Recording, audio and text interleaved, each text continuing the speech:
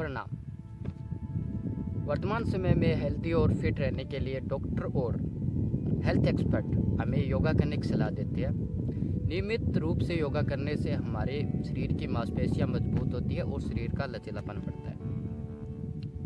योगा सिर्फ हमारे शरीर को ही स्वस्थ नहीं करता बल्कि हमारे मानसिक स्वास्थ्य को भी अच्छा करता है। नियमित रूप से योगा करने से हमारा शरीर मजबूत होता है और शरीर का पोस्चर भी मजबूत होता है।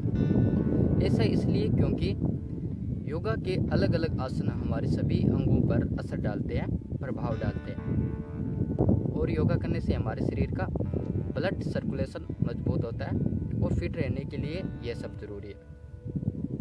लेकिन योगा अभ्यास करने से पहले कुछ ऐसी गलतियां कर देते हैं जिससे हमें पूर्ण लाभ नहीं मिल पाता।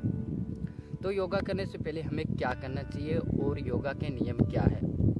सबसे पहले हम जब योगा करने जाएंगे तो हमारा पेट खाली होना चाहिए, अर्थात हमें फ्रेश हुआ होना चाहिए। कुछ लोग ऐसी गलती कर देते हैं जो बिना पेट साफ के ही योगा करने बैठ जाते हैं, जिससे उन्हें पूर्ण लाभ नहीं मिल पाता है और उनका ध्यान योगा पर नहीं लग पाता है।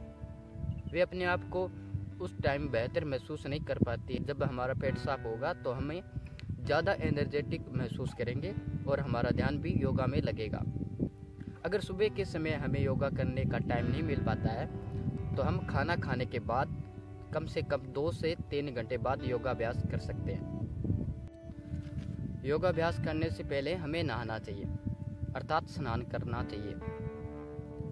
ऐसा इसलिए क्योंकि जब हम नहाते हैं तब हमारे त्वचा के रोम छिद्र खुल जाते हैं और विषैले तत्व निकल जाते हैं और स्नान करने से हमारा मन भी शांत होगा और शांत रूप से हम योगाभ्यास कर पाएंगे।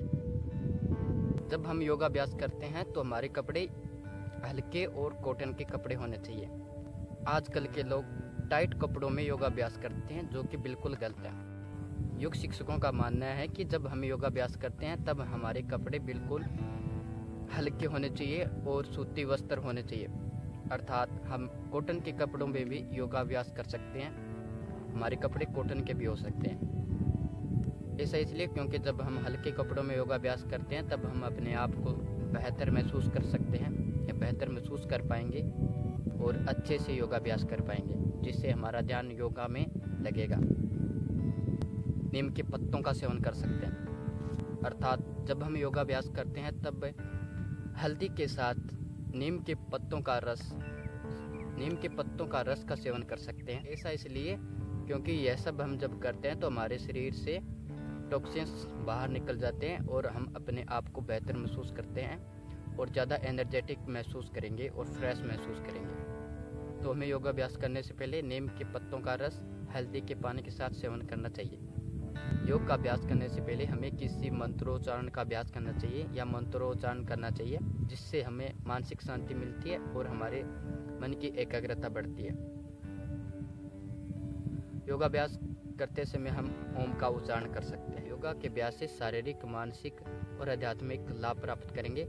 आप इन सभी नियमों का पालन करके न सिर्फ योगासनों को सही रूप से कर सकेंगे बल्कि सभी योगासनों का भरपूर लाभ उठा पाएंगे और अच्छे से कर पाएंगे।